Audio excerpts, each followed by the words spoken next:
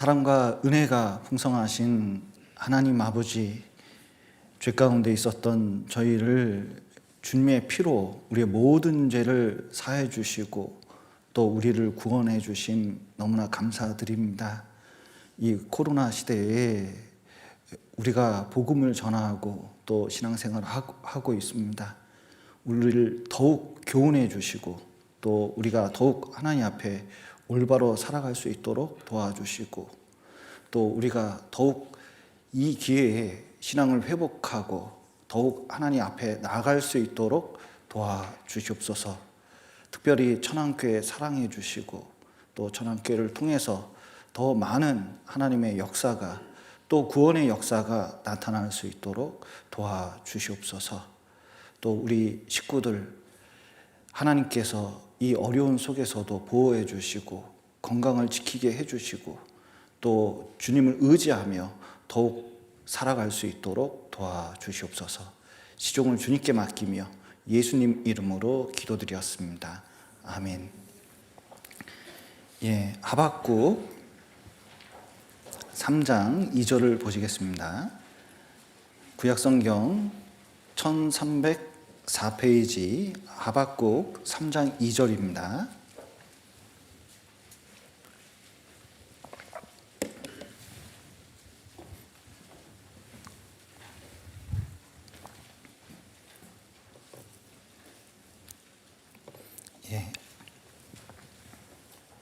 하박국 3장 2절 1304페이지 구약성경 하박국 3장 2절을 제가 천천히 읽어드리겠습니다.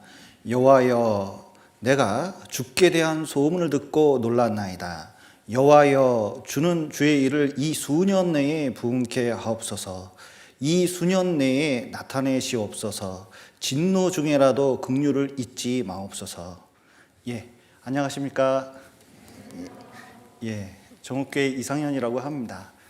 천안교회는 10년 전쯤 아마 한번 온 것 같습니다. 그래서 천안교회에 다시 방문했을 때는 이렇게 좀 건물도 새로운 건물이 있고 또 도로도 나고 그래서 좀 생소하긴 했는데 또 마스크를 쓴 모습을 보니까 더욱 생소합니다. 오늘부터 3일 동안 생활 집회를 하게 됐는데 하나님께서 이렇게 와서 또 존경하는 남궁 목사님과 함께 또 교제할 수 있는 시간도 주고 또 천안교회 식구들과 교제할 수 있는 기회를 주셔서 너무 감사드립니다. 한 이쯤 되면 백신을 많이 맞았으니까 이 코로나가 좀 잠잠할 거라고 이제 예상은 했었습니다. 그리고 아마 이제 내년부터는 상당히 정상화가 될 것이다. 누구라도 이제 대부분 그렇게 생각을 했는데 백신을 맞고 있지만 지금 이제 확진자가 많이 늘고는 있습니다. 타국에 비해서는 상당히 괜찮은 편이긴 한데 미 접종자를 통해서 많이 확진자가 좀 늘고 있고 또 생각을 해보면 자연 상태에 놔둬도 코로나 바이러스 같은 경우는 3년에서 길어야 5년 사이에 자연 소멸하는 바이러스입니다. 그리고 몸을 지나가면서 다 항체가 대부분 생기거든요. 그래서 사실은 지나가는 바람처럼 확 지나가는 게 이 코로나 바이러스 종류의 특징 중에 하나입니다. 결국 사라질 겁니다.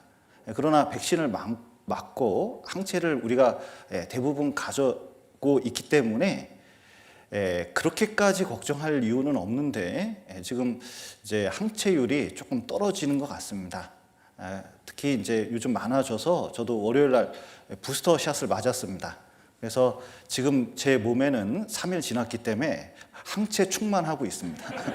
그래서 지금 뭐 아크릴판도 없고 뭐 그래도 너무 걱정하실 필요 없습니다. 그래서 이번 기회를 통해서 좀 말씀이 더 우리 안에 들어오고 또 곧 회복될 겁니다. 우리가 이제 백신을 맞고 있고 또 대부분 백신이 충분히 있기 때문에 우리가 내년에는 회복할 거라고 분명히 생각하지만 우리 기대치보다 기대지는 게 좀 어려움이 있다 이렇게 이제 생각이 듭니다. 그런데도 과학적으로는 그런데도 하나님께서 해주셔야만 합니다. 흑사병 때 희한한 일이 일어나는데 흑사병은 그 세균을 통해서 되기 때문에 바이러스하고는 차원이 다릅니다. 이건 퍼지면 순식간에 약이 없이 없어진다는 건 불가능한 거거든요. 근데 유럽에 쫙 퍼질 때 놀랍게도 아무리 봐도 이 멈춰지지 않는 흑사병이 갑자기 어느 날 사라졌습니다. 역사를 살펴보면 아무도 이유를 몰라요.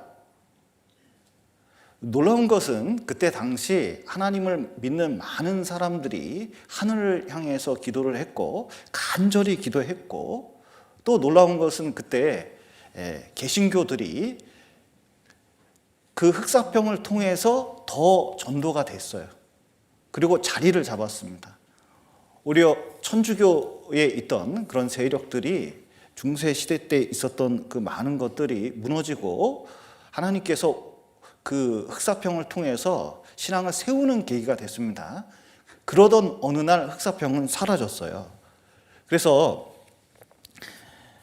하나님께서는 더 선한 것을 세우기 위해서 때로는 인간에게 고통도 허락하는 경우가 있습니다.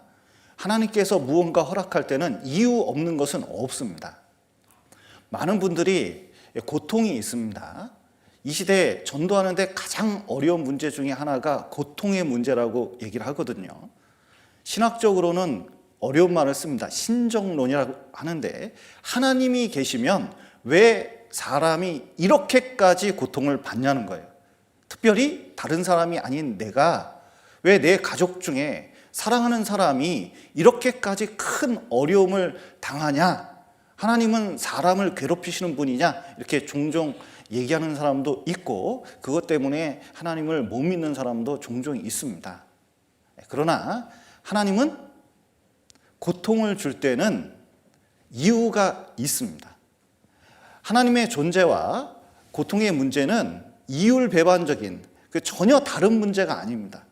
하나님이 존재하면 고통이 없어야 되고, 고통이 있으면 하나님이 없다는 식으로 말하는 사람이 있는데, 이것은 마치 사춘기 애들이 말하는 거하고 똑같아요.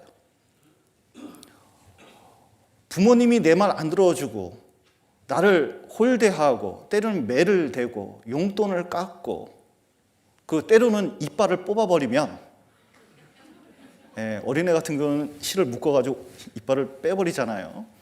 그러면 부모가 없는 겁니까? 부모가 이빨을 빼고 혼을 내고 매를 댈 때는 그만한 이유가 있습니다. 충분한 이유가 있는 거예요. 오히려 우리를 사랑하시기 때문에 그런 일을 허락하시는 경우가 많이 있죠. 하박국서에서도 그런 일이 나타났습니다. 왜 하나님 믿는 이스라엘이 이 모양 이 꼴입니까? 왕도, 신하들도, 나라도 점점 신앙이 쇠퇴해 가고, 또 하나님 잘 믿고 리더십이 있는 왕도 전쟁터에서 죽고, 도대체 이 나라가 점점 왜 쇠퇴해 갑니까? 왜 신앙이 이 정도밖에 안 됩니까?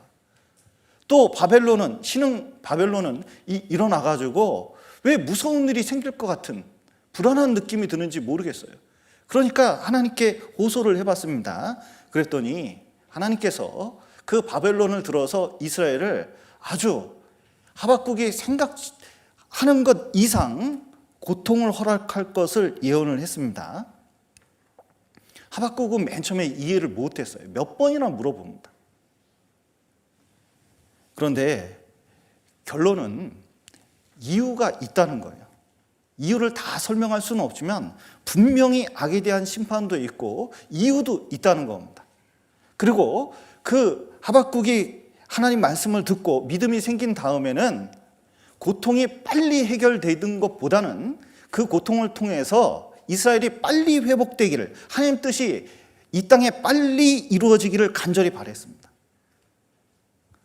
병원에 가서 건강검진을 받았습니다.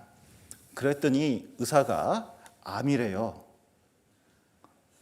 그런데 암이고 또 수술 과정은 길고 복잡할 것 같지만 나을 수 있다고 얘기했습니다. 그러면 여러분 같으면 이 암을 고이고이 잘 모셔두겠습니까? 빨리 치료를 하겠습니까? 경험이 없으셔서. 보통 같으면 나을 수 있다면 빨리 수술을 합니다. 수술이 고통스럽고 어렵고 그리고 힘든 과정 중이지만 낫는다면 빨리 그 고난을 통과하는 게 낫다는 것을 누구나 알 수가 있어요. 우리 신앙이 병들고 또 문제가 있고 그리고 고쳐야 될 것이 있다면 그 이유 때문에 고난을 허락하셨다면 하나님 뜻이 우리 삶 속에 이루어지고 그리고 변화를 겪는 것은 좋은 일이라고 할 수가 있습니다. 특별히 우리는 마지막 시대를 살고 있습니다. 이 마지막 시대에 일어날 일들을 성경 강연회 때 많은 것들을 배웁니다. 이스라엘도 회복하고 유럽도 통합되고 성전이 세워질 거고 그리고 기근과 지진과 온역이 있을 것을 우리가 자세히 배웁니다. 그런데 기근, 지진, 온역이 마지막 징조이긴 하지만 우리 시대에 이렇게까지 체험을 하게 될 줄은 성경 강연회를 하면서도 잘 몰랐어요. 진짜 온역이 2년 동안 마스크를 쓰면서 이렇게까지 길어질 줄은 생각도 못했습니다. 늘 말하면서도 이해를 못했었거든요. 마지막 징조는 더 뚜렷해지고 우리도 7년 환난 속에 있기 전에 그 확실한 징조를 우리 시대에 분명히 경험할 것이 깨달아집니다. 그런데 온 지구의 마지막 주자로서 복음을 전하는 마지막 주자로서 이 마지막 때 신앙은 정말 중요하거든요. 예수님께서 인자가 올 때 믿음을 보겠느냐 말씀하셨는데 진짜 간절한 믿음을 가지고 신앙생활을 하는 사람을 볼 수 있겠냐, 뭔가 퇴색해져 갈 수 있다는 것을 말씀하고 있습니다. 그런데 코로나 때 우리가 분명히 마지막 징조라는 것을 알고 있지만 우리의 신앙적인 모습은 조금씩 퇴색되어 갈 수도 있습니다. 왜냐하면 이게 벌써 담임 목사님이 제 입에서 그런 말이 나올 줄 몰랐어요. 목사님 좀 감기가 걸렸는데 교회 나가야 될까요? 코로나 이전에는 뭔 얘기를 하고 있냐, 나 당연히 나와야지. 이렇게 이제 됐는데 요즘은 몸이 조금 찌뿌둥한데요. 그러면 쉬어요. 이렇게 이제 되더라고요. 목사가 교회에 나오지 말라고 하는 얘기를 내 입에서 내뱉고 있어요. 제 스스로도 놀랐습니다. 그리고 조금 뭔가 이렇게 이제 신앙생활을 하는데 봉사 나오기 조금 그러면 몸이 왠지 찌뿌둥하고 이렇게 하면 될 것 같은, 모든 게 용서가 되는 이런 시대를 만날 줄은 생각도 못했습니다. 그러다 보니까 주일 말씀도 온라인으로 들어도 관람객처럼 들어도 누가 뭐라 할 사람이 없어요. 그리고 말씀을 들을 때에 유튜브가 활발히 이제 있으면서 직접 대면하는 것보다는 유튜브라는 게 알고리즘이라는 게 있거든요. 계속 같이 뜨는 것들이 있습니다. 계속 같이 올라오는 것들이 있습니다. 그러다 보니까 사람들이 자꾸 유튜브를 통해서 말씀을 찾게 돼요. 마트에서 물건 고르듯이. 마트에서 물건 고를 땐 자기가 마음에 드는 것을 뽑거든요. 그리고 삽니다. 그런데 말씀도 교회를 통해서 하나님께서는 말씀하시는데 직접적으로 교회를 통해서 듣는 것보다 자기 취향에 맞는 목사님의 말씀을 자꾸 들으려고 해요. 그리고 이것저것 세상 속에서도 유명한 설교를 자꾸 들으려고 하는 경향이 생기기 시작합니다. 마트에서 자기 취향에 맞는 물건을 고르듯이.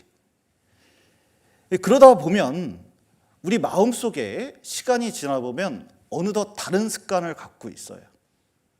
다른 습관과 마음을 갖기 시작하면 교회를 잘못된 판단을 가지고 보는 경우도 많이 있습니다. 그러다 보면 교회의 가장 중요한 의미들을 잃어버리고 신앙생활에 실질적으로 중요한 것들을 많이 잃어버릴 수가 있거든요.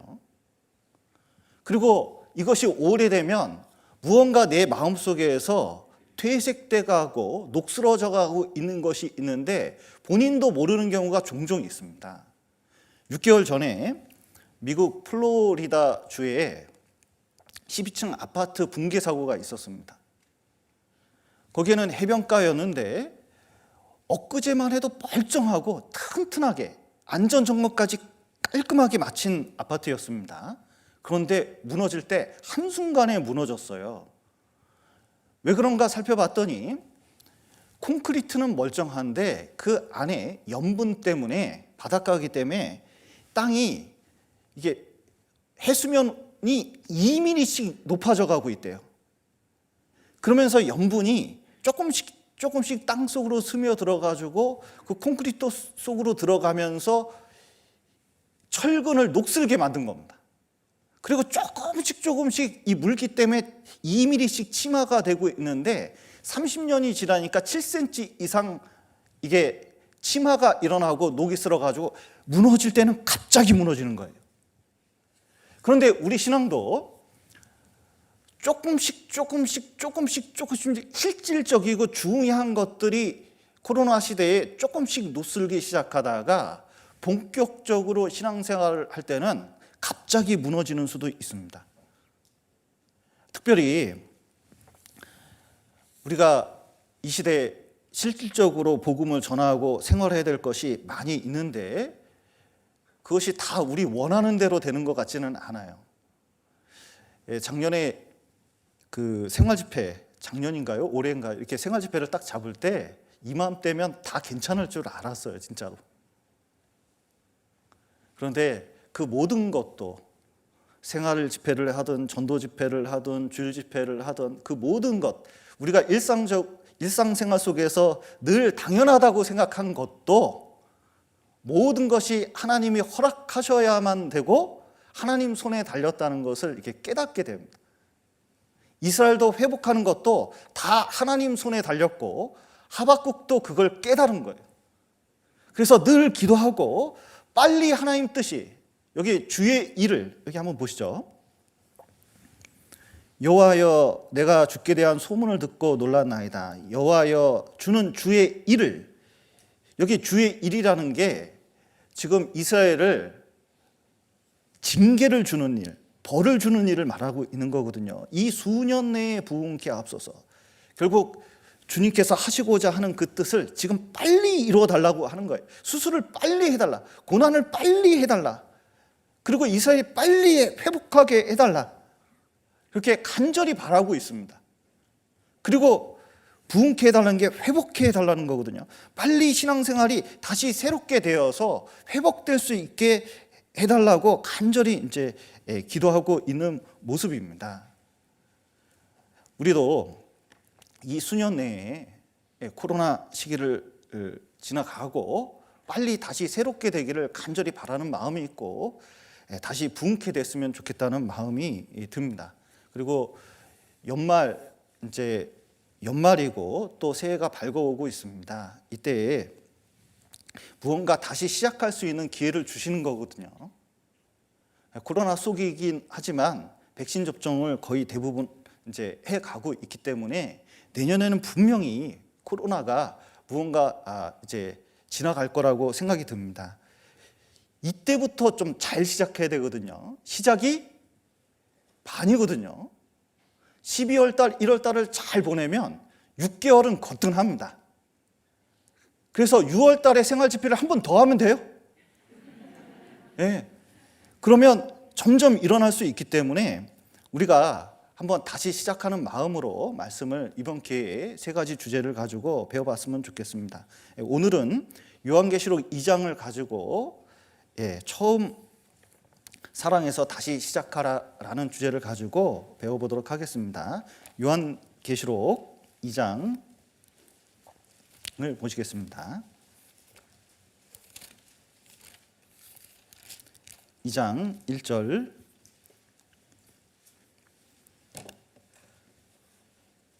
1절부터 5절까지 제가 천천히 읽어드리겠습니다.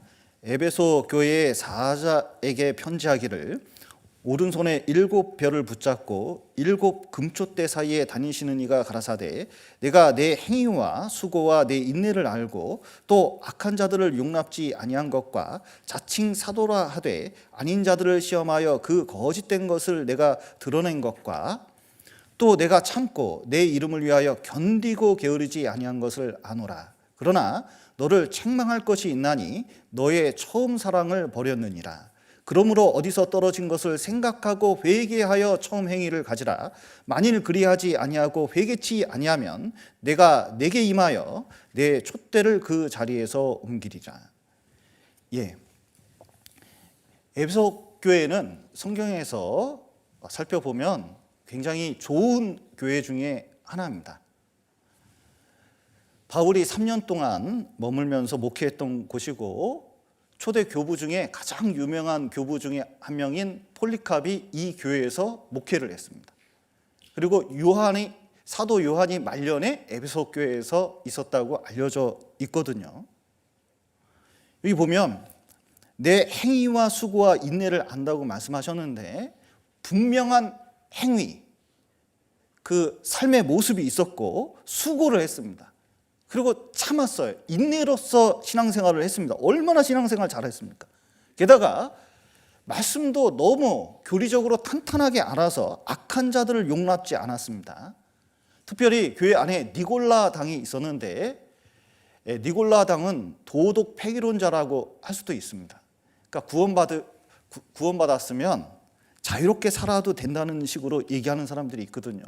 그 안에는 잘못된 신앙을 가지고 있기 때문에, 이단이기 때문에 이런 말을 하는데, 그 당시에 무슨 체계도 없잖아요. 성경도 체계적으로 우리처럼 가지고 있을 때가 아니었습니다. 그런데 그것을 드러냈어요. 그것이 얼마나 잘못된지 드러낸 거예요. 그러니까 아주 탄탄한 교회입니다.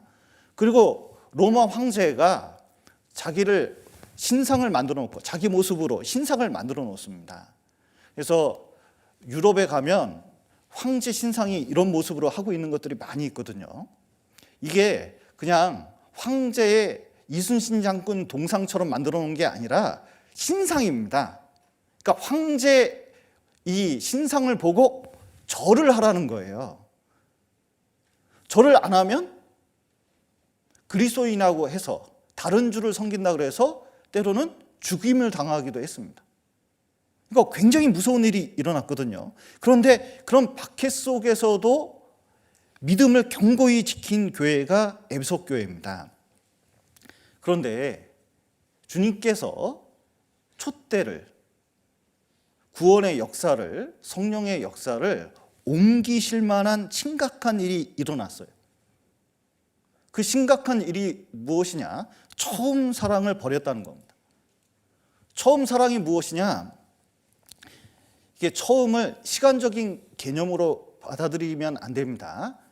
본질적인 그리고 근본적인 사랑을 잃어버렸다는 겁니다.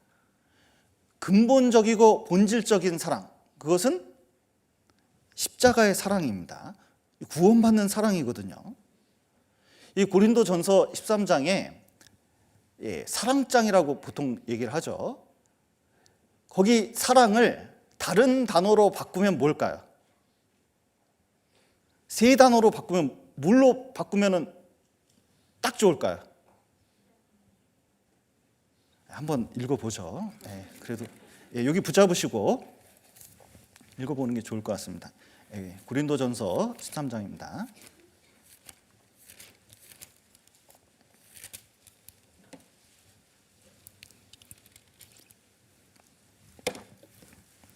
고린도전서 13장 1절부터 제가 읽어드리겠습니다. 사랑을 세 단어로 바꾸면 무엇이 좋을까 생각해 보시죠. 내가 사람의 방언과 천사의 말을 할지라도 사랑이 없으면 소리나는 구리와 울리는 꽹과리가 되고, 내가 예언하는 능이 있어 모든 비밀과 모든 지식을 알고 또 산을 옮길 만한 모든 믿음이 있을지라도 사랑이 없으면 내가 아무것도 아니요 내가 내게 있는 모든 것으로 구제하고 또 내 몸을 불사르게 내어줄지라도 사랑이 없으면 내게 아무 유익이 없느니라. 자, 무엇으로 바꾸면 좋을까요? 이거 십자가로 바꿔도 되고, 그리고 예수님으로 바꿔도 딱 좋습니다. 만약에 구원을 받지 않았다면, 십자가의 사랑을 깨닫지 못해서 구원을 받지 못했다면, 아무리 신앙생활을 하고 방언을 하고 그리고 뭐 재산을 많이 바치고 순교를 했다 그래도 그게 무슨 상관이에요, 하나님하고. 구원을 받아야지. 이 마음속에 십자가의 사랑을 깨달아야 되지 않겠습니까? 그런데 열심히 하는데, 그 교회가 열심히 하는데 복음만 없는 거예요. 십자가의 사랑만 없는 거예요. 그러면 큰 문제 생기는 거죠. 교회도 십자가의 사랑이 없으면 큰 문제 생깁니다. 개인도 마찬가지입니다. 구원을 받았는데 점점점 마음이나 생활이나 생각이나 말이 십자가에서 점점점 옮겨지면 문제가 생겨요. 여기 처음 사랑이라고 말씀하신 것은 뭔가 그 중심이 이동될 수 있다는 것을 보여주고 있는 겁니다. 구원을 받아도 마음의 중심이 약간씩 변할 수가 있어요. 두 연인이 사랑을 했습니다. 제가 아는 분 중에 한 분이 이제 사법고시 준비하는데 몇 번 떨어졌어요. 나이가 많이 들었습니다. 그런데 이제 공부를 잘해서 고등학교 3학년짜리를 과외를 했거든요. 여학생을 과외를 해줬는데 나이 차이가 16살 차이가 나요. 그런데 과외하면서 둘이 눈이 맞았어요. 그런데 당돌하게도 그 고3짜리가 이 남자하고 졸업하기 전에 결혼하겠다는 거예요. 집안에 난리가 났죠. 야, 대학이나 들어가고 얘기해라. 그런데 막 말릴 수가 없는 거예요. 대학 들어가겠다고 막 열심히 공부는 하는데 진짜 말릴 수가 없더래요. 그런데 부모님이 저 남자 키가 작다. 그래 머리 그러니까 저 지저분한 머리 봐라. 청바지 찢어진 청바지는 또 뭐냐. 그랬더니 자기가 보기에는 그때요 키가 아담한 것이 딱 맞대요. 머리가 헝클어져 있는데 야성미가 넘치더래요. 청바지 찢어지고. 그래가지고 결국 대학 들어가서 얼마 있다가 둘이 결혼을 했습니다. 그리고 23년이 지났죠. 그래서 여쭤봤어요. 자매님께 여쭤봤는데 좀 어떠냐고 여쭤봤어요. 그랬더니 그때 부모님 말씀이 다 이해가 된다고 말씀하시대요.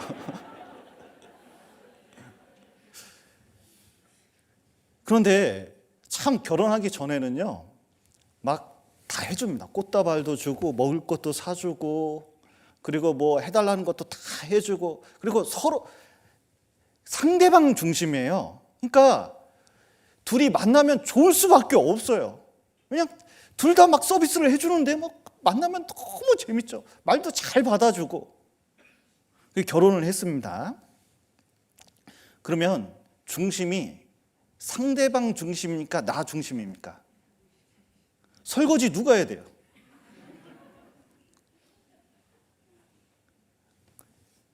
자꾸 생활을 하다 보면, 생활 전선에 있다 보면 왜 상대방이 나에게 뭘 안 해주냐고 중심축이 바뀌어요.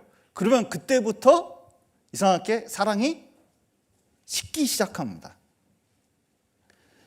그런데 부부 사이에도 그런 일이 종종 있는데 신앙도 주님과 같이 더불어 교회 안에서 살면서 점점 생활하다 보면 많은 일을 겪으면서 중심이 변할 수가 있다는 거예요. 수고도 하고 인내도 하고 그리고 악한 자를 용납지 않고 또 성경도 연구하고 또 외부적인 강한 황제의 핍박도 인내하고 피하고 신앙을 지키고 교회를 지키고 쫙 했는데 그리고 교리적으로 잘못된 것도 이렇게 드러내고 했는데 그러다 보니까 잘못된 사람 드러내려면 싸우게 되잖아요. 말을 하게 되잖아요.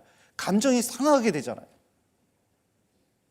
그리고 참다 보면 수고하다 보면 힘든 점도 점점 있거든요.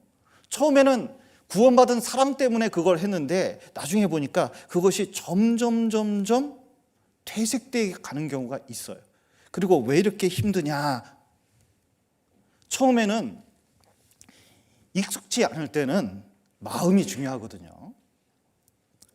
저는 맨 처음에 그 남궁 목사님 뵈니까 옛날 생각이 나요. 옛날에 처음 그 교제에 참석했는데 강당이 아니라 이렇게 쭉 이렇게 이제 앉아서 청년 때 벽 기대고 이제 교제를 했거든요. 처음 갔는데 야, 사람들이 이렇게 많이 모여서 한 방에 이렇게 둘러앉는 건 처음 봤어요. 다 책상다리 하고 있더라고요. 좀 구원받아가지고요. 그렇게 하는지 모르고 다리가 너무 아파서 책상다리 할 줄도 모르고 그래서 다리를 쭉 뻗었더니 저를 전도한 이무열 목사가 한참 째려보다가 도저히 안 되겠네 이렇게 쿡쿡 찌르더라고요. 다리 좀 접으라고. 그때부터 관절염이 생겼습니다, 제가. 네. 그런데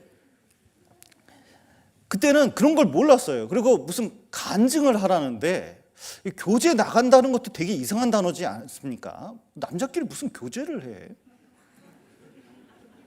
아니, 제 느낌이 그랬어요. 간증을 하는데 간증이 그 북한에서 동무 자아 비판하셔 뭐 이렇게 이제 하는 듯한 느낌이 좀 많이 들었거든요. 그런데 그런 어색한 단어, 한국말인데 너무 어색한 거예요. 모임도 어색하고 너무 생소하죠. 그런데 구원받고 생각한 것은 딱 한 가지입니다. 내가 구원받았으니까 진짜 마음이 중요하지. 내가 진짜 여기서 많이 배워야 된다. 주님의 사랑을 많이 배워야 된다. 그 마음 가지고 진짜 순수함, 하나님 바라보는 마음 가지고 전혀 생소한 사람들하고 교제했거든요. 저 보시면 알겠지만 굉장히 내성적인 사람입니다. 믿지 않으실지 모르겠지만 무슨 말만 하면요 얼굴 빨개지는 사람이에요. 저는 어디 돌아다니는 거 정말 싫어합니다. 저는 소원이 그냥 방구석에 있는 게 제 소원이에요. 전도인 될지 생각도 못했어요. 저는 혼자 놀라면 며칠도 놀 수가 있어요. 음식 먹으라 그러면 한 가지만 3년은 최소한 먹을 수 있는 사람이에요. 그런데 모든 게 어색한 거예요. 전혀 저하고는 다른 삶을 살게 되는데, 그런데 그때 가장 중요하게 바라본 것은 주님의 사랑밖에 없었어요. 이렇게 내성적인 사람이 많은 사람 앞에 서는 것도, 말하는 것도, 간증하는 것도, 그리고 배우는 것도 중요한 것은 진짜 주님의 마음을 이해하고 형제 자매들의 마음을 이해하고 또 우리 무리 안에 있는 주님이 역사하는 거 그거 하나 바라보려고 온 거거든요. 그러니까 마음 바라보고 오는 거예요.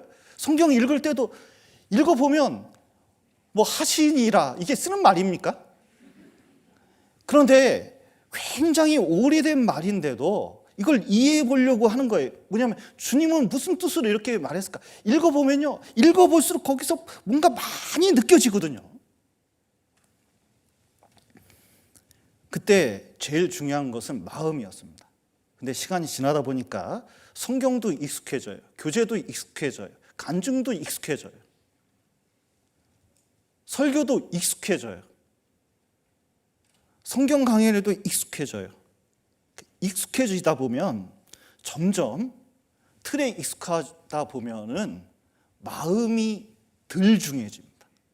바라보는 관점이 점점 바뀌어요. 주님 중심에서, 마음 중심에서 그냥 형식적인 모습으로 변하면서 무뎌집니다. 한비자에 보면 그 황제가 신하나를 그렇게 사랑했어요.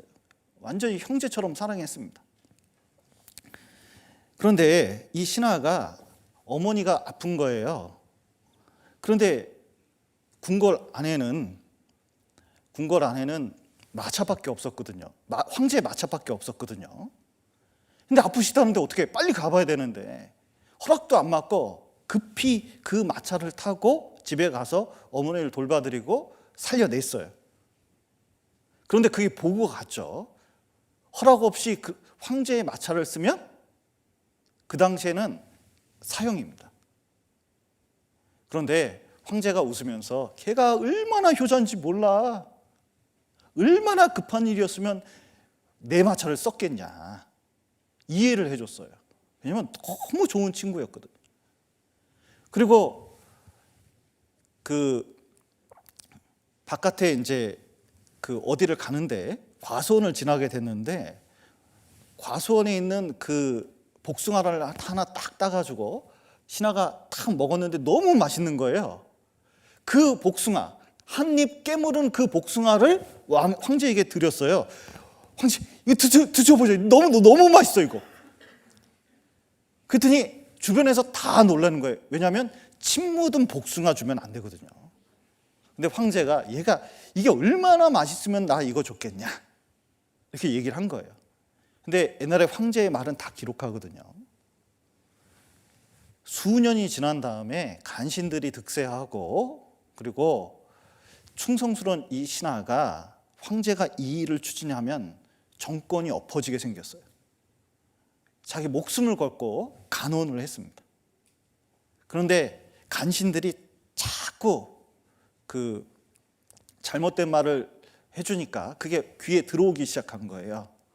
충신이 점점 마음에 들지 않았습니다. 마음이 식어버렸어요.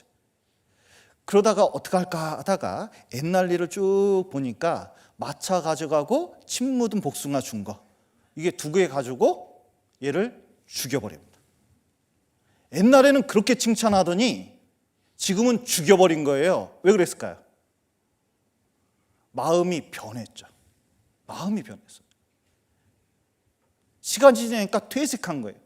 우리도 구원받고 열정이 있고 정말 감사한 마음 가지고 진짜 처음에 봉사할 때 있는 그 마음 가지고 했던 그 마음이 시간이 지나면서 어느덧 퇴색해 버릴 수가 있습니다. 미우라 아야코라는 일본 기독교 작가가 있습니다. 빙점이라는 유명한 소설을 썼죠. 그런데 이 미우라 아야코는 참 글을 너무 잘 써요. 그런데 머리서부터 발끝까지 안 아픈 곳이 없었어요. 그래서 자기 이 몸뚱아리를 종합병원이라고 불렀습니다. 안 아픈 곳이 없어요. 그리고 어느 날은 이제 요양원에 들어가서 이렇게 이제 쉬고 있었습니다. 한동안 쉬었거든요. 글도 못 쓰고 그냥 거기서 한동안 쉬었어요. 그런데 지인들이 찾아오기 시작했습니다. 어느 날 첫 번째 지인이 찾아와서 어떻게 얼마나 아프냐고 얼마나 고생하냐고 하면서 이게 찾아오니까요.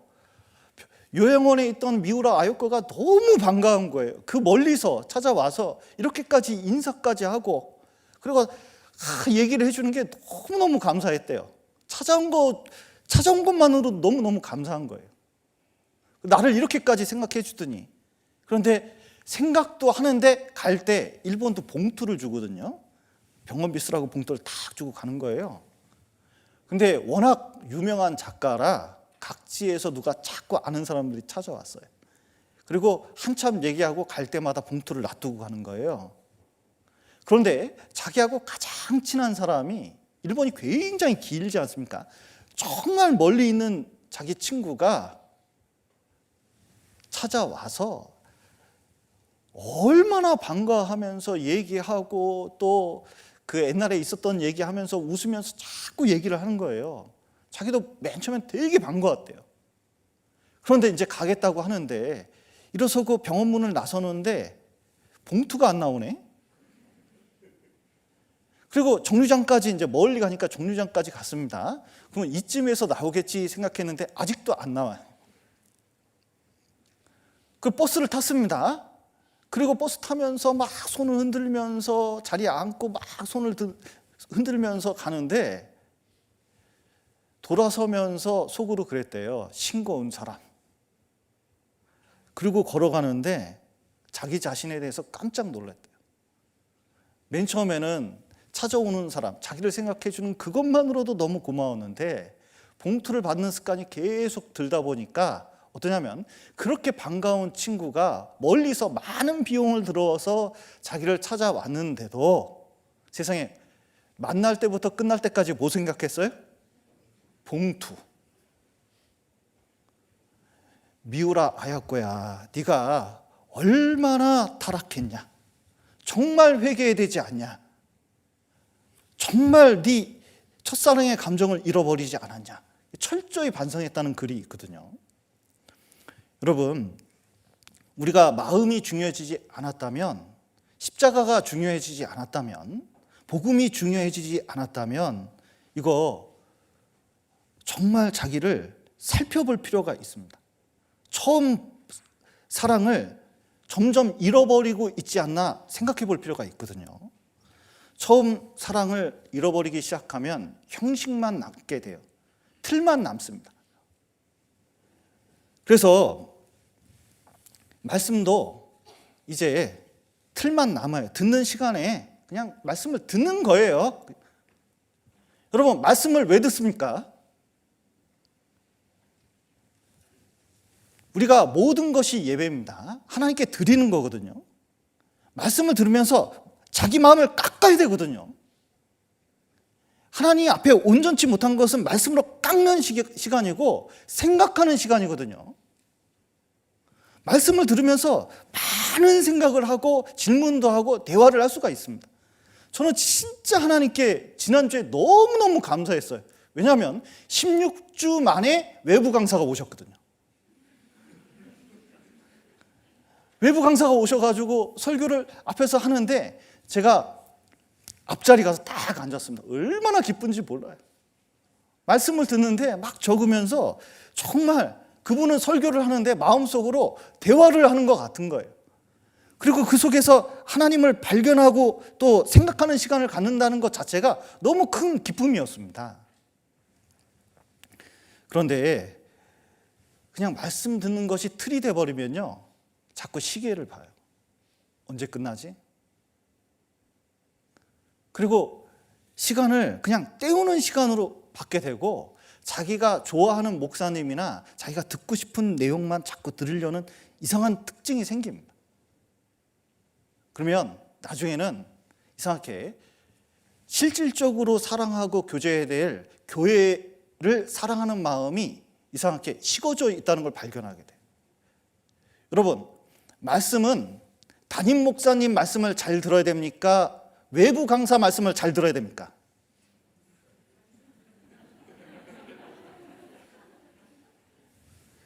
생활 말씀을 담임 목사님이 하셔야 되는데 라는 생각도 들지만 어쨌든 담임 목사님 말씀을 잘 들어야 돼요. 왜냐하면 그 교회에 필요한 말씀을 분명히 생각하고 더 우리를 위해서 기도하고 말씀을 전해주기 때문에 그래요.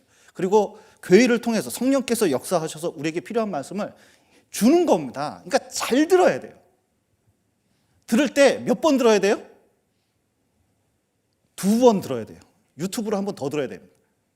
왜냐하면 딴 거 들을 바에야 같은 말씀을 반복해서 듣는 것이 꼭 필요해요. 기준을 삼을 필요가 있어요. 그것을 통해서 하나님께서 교회를 통해서 내게 주시려는 말씀을 들으려고 노력하는 태도는 너무 중요해요. 그러니까 본교회 말씀을 2번 이상 듣고 딴 거 들으세요. 꼭 그렇게 하셔야 됩니다. 그리고 기도도 형식적으로 하면 안 돼요. 진짜 하나님께 간절히, 정말 하나님께 발등에 불 떨어져야 그때 기도하지 말고 정말 필요한 것들을 기도할 필요가 있습니다. 코로나가 빨리 지나가고 정상적인 신앙생활이 될 수 있도록 간절히 기도하지 않으면 여러분, 하나님께서는 모든 것을 손에 쥐고 있기 때문에 우리가 마음이 될 때까지 기다리시는 분이거든요. 기도해야 돼요. 그리고 교제도 형식이 되면 재미가 하나도 없어요. 늘 그런 건 줄 아는 거예요. 그런데 교제가 친밀해지잖아요. 그러면 교제만큼 중요한 게 없습니다. 성경 강연회가 얼마나 중요한지 몰라요. 우리가 전도하는 게 얼마나 중요합니까? 이 시대 남은 사명이거든요. 여러분, 참여하는데 무슨 모임을 제일 많이 참여해야 됩니까? 아니, 어디를 제일 많이 참여해야 돼요? 당연히 성경 강연회죠. 전도하는데 더 많이 참석해야죠. 여러분, 월, 화, 수, 목, 금, 토, 일이 있는데 제일 많이 참석해야 되는 날이 언제예요?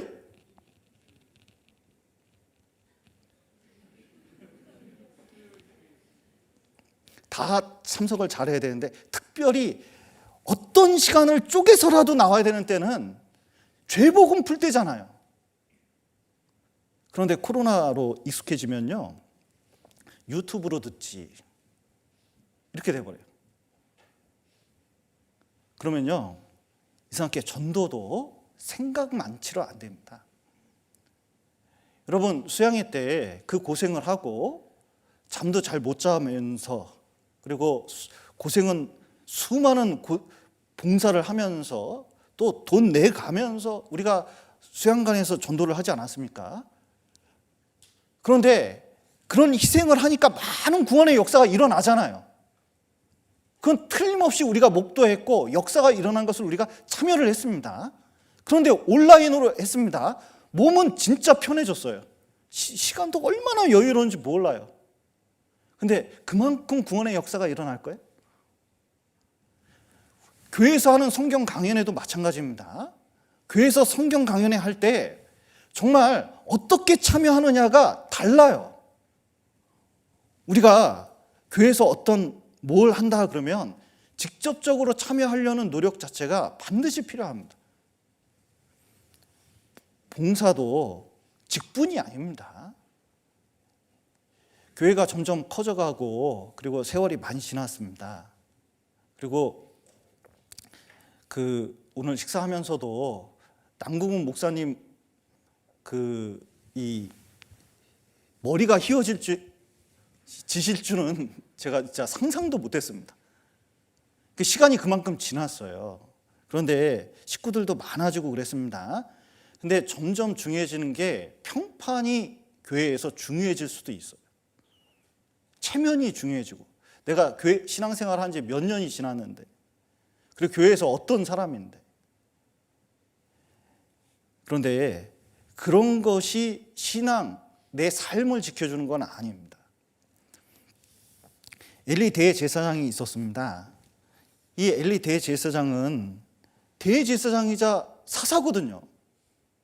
최고 권력자입니다. 그러니까 누가 건드립니까?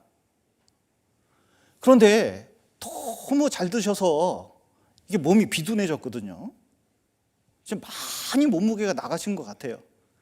그런데 성막 안에서 몸이 무거우니까 무릎이 아프잖아요. 저도 살이 찌니까 무릎이 아프더라고요. 그러니까 어떻게 하냐면 의자를 가져와서 앉는 거예요. 뭐 의자 가져와서 앉는 게 뭐 대단한 거냐 이렇게 생각할지 모르지만 성막 안에서 앉을 수 있습니까? 못 앉습니까? 못 앉아요. 제사가 완성된 것이 아니기 때문에 제사를 완전히 끝내실 분은 예수님밖에 없습니다. 그리고 하나님 보좌 우편에 앉으시는 거예요. 그런데 성막 안에서 앉는 거예요. 그러면 엘리 대제사장은 자기가 무릎이 너무 아프다 시작할 때 무슨 생각을 해야 돼요? 빨리 물려줘야겠다. 빨리 사람을 찾아야겠다. 합당한 사람을 찾아야겠다. 이런 생각을 해야 되잖아요. 아니면 어떻게 해야 돼요? 살을 빼야지. 당연하지 않겠어요? 이게 얼마나 중요한 일인데, 이게 보통 중요한 일이 아니에요. 제사잖아요. 죄사함을 가르쳐주는 일이잖아요. 죄인을 인도하는 일이잖아요. 보통 중요한 일이 아니에요. 그런데 자리만 갖고 있는 거예요. 그리고 점점 육신의 편안함과 타협을 하기 시작했습니다. 그런데 자식들도 어떻게 돼요? 그거 배우는 거예요. 아버지 신앙이 위선자라는 거는, 엘리 대제사장의 신앙이 위선적이라는 것은 다른 사람은 모를 수 있습니다. 앉았다가 누가 오면 일었으면 되잖아요. 그런 거는 타인은 모를 수가 있어요. 그런데 아버지 신앙이 잘못됐다는 건 자식들이 더 잘 알아요. 자식들이 이렇게 같이 살아보니까 완전히 집안에서는 다른 사람인 거예요. 성격도 불같아요. 그리고 그 위선적인 모습 보니까요, 속으로 자식들이 그거 보면서 무슨 생각해요? 신앙은 다 쇼야. 그렇게 되면 애들에게 아무리 좋은 말씀 전해도 아무런 소용이 없어요. 교회가 점점 성장해가고 자녀들을 낳는데 세상에 고등학교 때까지만 엄마 손 붙잡고 억지로 따라오고 대학 들어가면 자기 발로 나가는 사람이 얼마나 많아졌습니까? 그 가장 근본적인 이유 중에 하나가 뭘까요? 교회 학교가 잘못돼서 그럴까요? 교회에서 잘못 가르쳐서 그럴까요?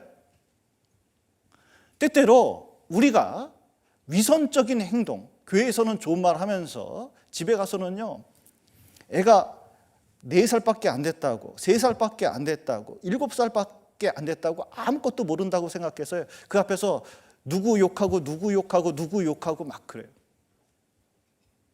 그러면 자녀가 그거 듣고 아무것도 모를 것 같죠? 아무것도 모를 것 같죠? 그렇지 않습니다. 제가 교회학교 맨 처음에 봉사를 하면서 깨달은 게 정말 부모님들의 위선적인 행동이 아이들을 망칩니다. 자기 아이 신앙을 망치는 거예요. 진짜 자기 가족한테는요, 말조심 얼마나 해야 되는지 몰라요.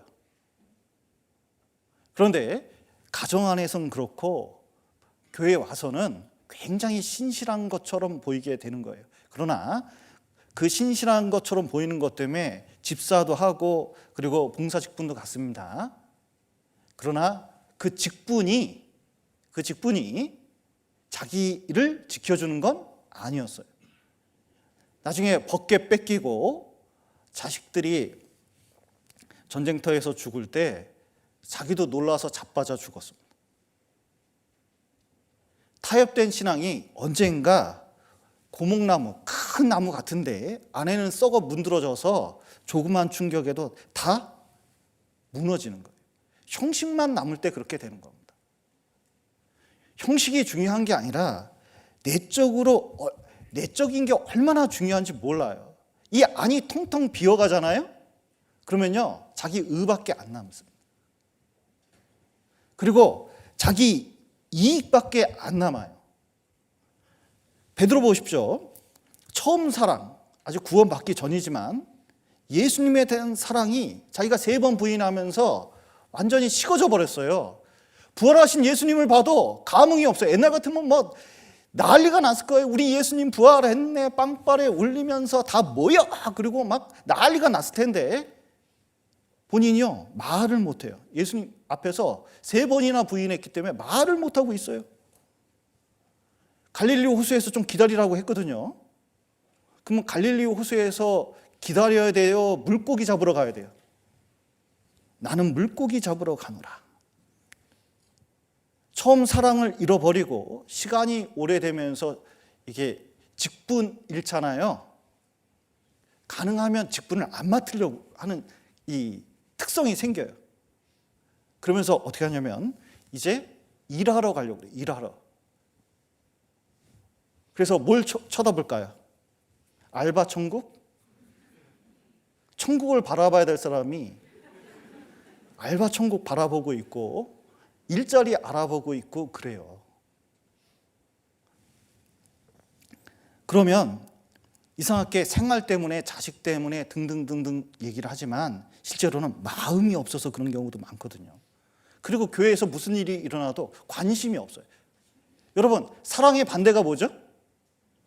무관심이거든요. 자꾸 자리를 비우려고 하는 특성이 생기는 거예요. 여러분, 처음 사랑, 진짜 사랑이 점점 없어지잖아요. 직분을 맡게 되잖아요. 또 열심히 있는 분이 있어요. 근데 자기 의로 남는 경우도 많습니다. 어떤 분은 어머니 회장을 하다가 놓게 됐는데 그분이 간증을 그렇게 하더라고요. 뗄 수 없는 자식과 비슷하다고, 이 직분이. 그러니까 아들이 하나 있는데 이거 떼어놓기가, 며느리한테 주기가 너무 아까운 거예요. 그런데 그거보다 더 뛰기 힘든 게 자기 직분이래. 이거 어머니 회장, 이게 내려서는 그렇게 힘들대요. 여러분, 떼어놓을 수 없는 자식, 며느리하고 결혼했습니다. 그럼 며느리 사랑할까요? 괜히 미울까요? 떼어놓을 수 없는 직분을 떼어놨습니다. 그러면 다음 봉사 직분을 맡은 사람, 괜히 사랑하게 될까요? 괜히 미워하게 될까요? 이게 잘못하면 판단자가 돼요. 왜냐하면 자기 의가 딱, 여기 마음은 진공 상태가 없습니다. 여러분 진공 아셔요? 저는 화학공학과 나왔기 때문에 진공을 잘 알아요. 진공이 얼마나 무서운지. 절대로 그 진공은요 가만히 있지 않아요. 조금만 틈이 있으면 무언가 확 들어와서 그걸 채우려고 그래요.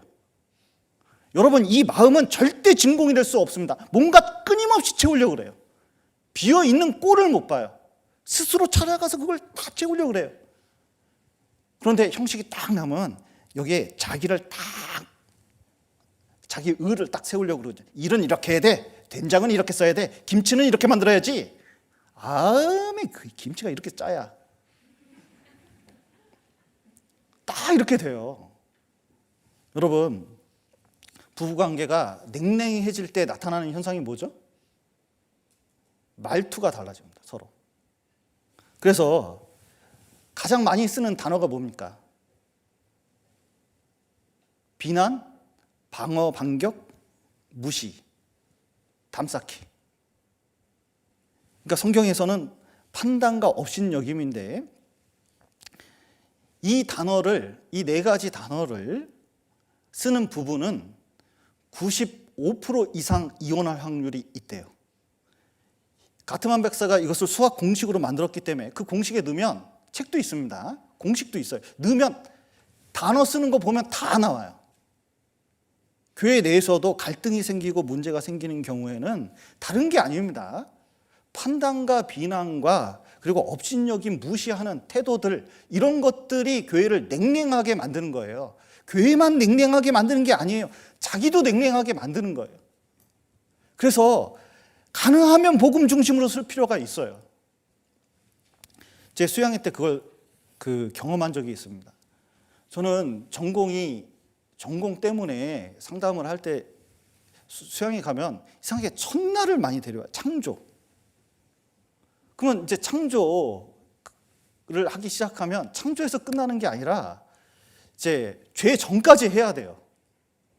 그러면은 먼지 풀풀 나고 막 주변은 시끄러운데 어디서 청년이 왔는데 꼭 그 첫날 다음에 와가지고 저녁 때 와가지고 내일 모레 가야 된다는 거예요. 그러면 어떻게 해요? 그때부터 상담을 내내 해가지고 이제 4일차까지 해가지고 하나님 있다는 걸 탁 만들어 놔요. 그러면 이제 한참 상담하고 있으면 죄 듣고 와서 옆에 김현호 목사님하고 상담을 하더라고요. 아, 상담하는구나. 그래서 이제 죄인 돼가지고 갔어요. 그 다음날 와가지고 복음을 듣고 딱 왔습니다. 그리고선 저쪽에 진세용 목사님하고 상담을 하네요. 한 15분인가 20분, 하여튼 그렇게 오래되지도 않았어요. 그런데 구원받았나 봐요. 얼굴 확 폈어요. 그래가지고 일어나가지고 다들 같이 간 사람이 한 3, 4명 되는데 막 일어나가지고 너무 좋아하는 거예요. 구원받았다고. 탁 일어나서 옆에 우리들을 쫙 봅니다. 그리고 누구한테 인사하고 갔을까요? 이틀 상담한 저한테 인사 안 해요. 죄 상담한 김현호 목사님하고 인사 안 해요. 누가 진세영 목사님한테 인사하고 가더라고요. 그때 깨달았습니다. 복음이 좋은 것이구나. 진짜로 깨달았어요. 진짜 복음이 좋은 거다. 이거 진짜 복음 좋은 거다. 짧지만 이거 깨닫기만 하면 이 사람 마음속에 하나님 사랑이 딱 박히니까 이거보다 좋은 게 어딨냐.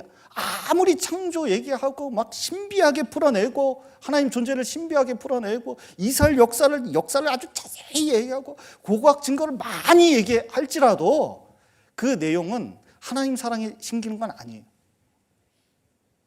그런데 하나님 사랑이 사람을 변화시키거든요. 구원받은 이후에도 우리 변화시킨 거 다른 거 아닙니다. 하나님 사랑이. 그 사랑을 가지고 있어야 되거든요. 이 사랑을 탁 잃어버리면 심각해요. 여기 요한계시록 2장 한번 보시겠습니다.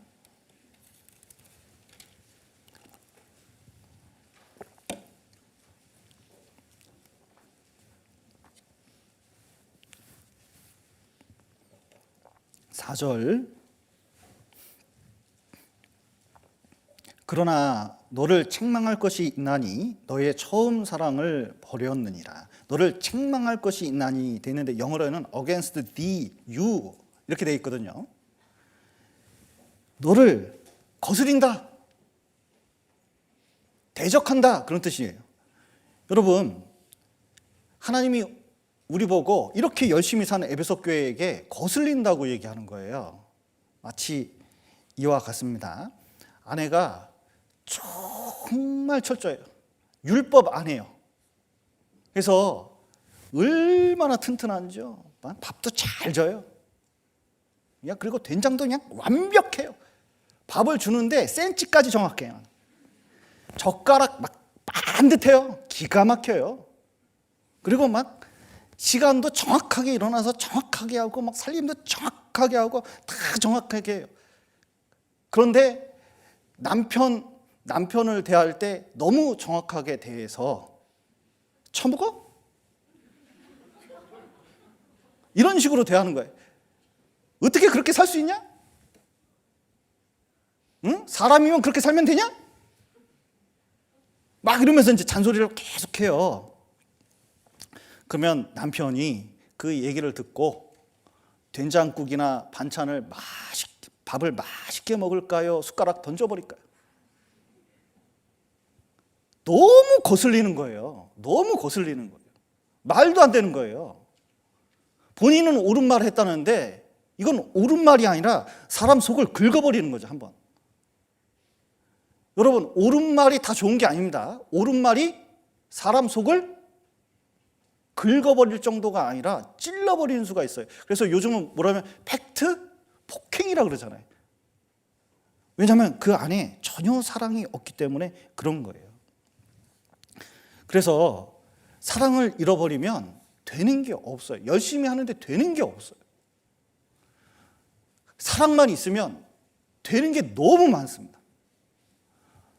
제가 옛날에 교회에 있을 때 사형제가 있었는데 첫째가 구원을 받았어요.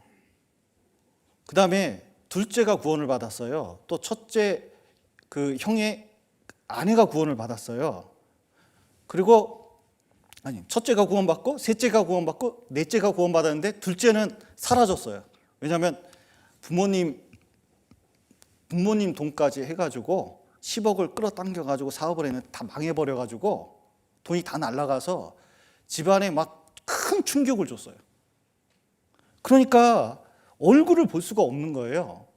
근데 그러던 와중에 첫째, 셋째, 넷째 구원받고 그리고 아내 구원받고 그 다음에 부모님 두 분이 다 구원받았어요. 근데 어느 날 명절 전날 그 가족이 저를 다 찾아왔어요.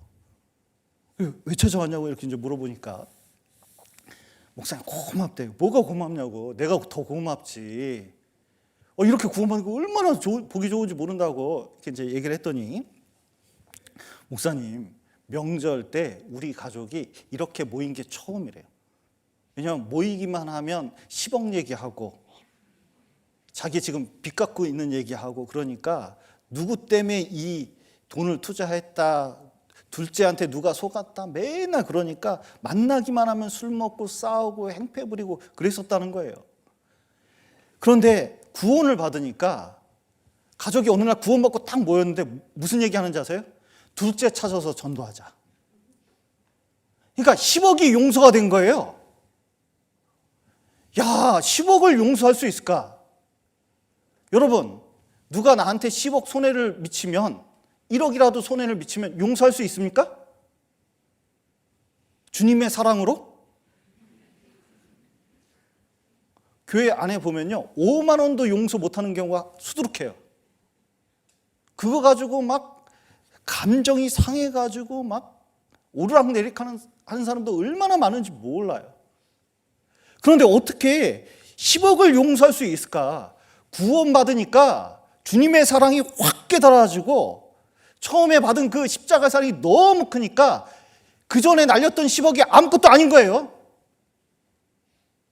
그러니까 더 크게 보이는 것은 10억이 중요한 게 아니라 그 영혼이 보이는 거죠. 그래서 어떻게 해서든 전도하려고 하는 마음이 생기는 거예요. 얼마나 큰 사랑입니까 이게. 그런데 시간이 지난 우리는 과연 그 사랑이 있나? 혹시 잃어버리진 않았나? 그 생각해 볼 필요가 있거든요. 시간이 지나면서 근본적인 사랑을 회복할 필요가 있습니다. 그리고 중요한 걸 찾아볼 필요가 있어요. 그리고 본질적이고 근본적인 것을 더 생각해 볼 필요가 있습니다. 찾으려면 어떻게 해야 되느냐? 여기 답이 있습니다. 여기 한번 보시죠. 5절. 그러므로 어디서 떨어진 것을 생각하고, 어디서 떨어진 것을 생각을 해야 됩니다. 어디서 십자가를 잃어버렸을까? 어디서 내 입에서 예수님을 잃어버렸을까? 왜 과거에는 내 입에서 입만 뻥끗하면 구원이었는데 왜 내 입에서 구원이라는 단어가 잘 안 나올까? 정말 어디서 떨어졌는지 그것을 생각해 봐야 되거든요. 그것도 깊이 생각해 봐야 됩니다. 사람들이 언제 생각을 그렇게 많이 할까? 생각을 해봤습니다. 핸드폰 잃어버렸을 때. 어디서 잃어버렸을까? 한 이틀 못 참으면요, 핸드폰 잃어버린 것만 생각을 하더라고요. 그런데 핸드폰이 그만큼 중요해졌기 때문에 그렇지 않겠어요? 그런데 내 신앙은, 내 십자가의 사랑은 얼마나 중요한데 그 어디서 떨어진 것을 생각을 안 하면 되겠습니까? 여러분, 요즘은 생각을 잘 안 해요. 생각을 잘 안 합니다. 자기가 문제 있는 걸 잘 생각을 안 해요. 요즘은 사색을 안 합니다. 사색을 하지 않고 검색을 하죠. 그래서 핸드폰으로 무슨 생각하면은 자기가 본인이 생각해서 말하는 게 아니라 검색을 해서 하잖아요. 그러니까 스스로 생각하는 능력을 잃어버렸어요. 스스로 생각하는 능력을 잃어버리다 보니까 본인이 어떤 문제를 가지고 있는지 깊이 생각하는 걸 잃어버렸어요. 마치 이 할아버지하고 비슷해요. 요즘 보니까 할머니가 귀가 안 좋은 것 같아요. 귀가 먹은 것 같아요. 그래서 시험을 해보기로 했습니다. 그래서 교회당 온 김에 저쪽에 세워두고 이쪽에서 얘기를 했습니다. 할멈, 내 소리 들려? 그런데 아무 소리도 얘기 안 해요.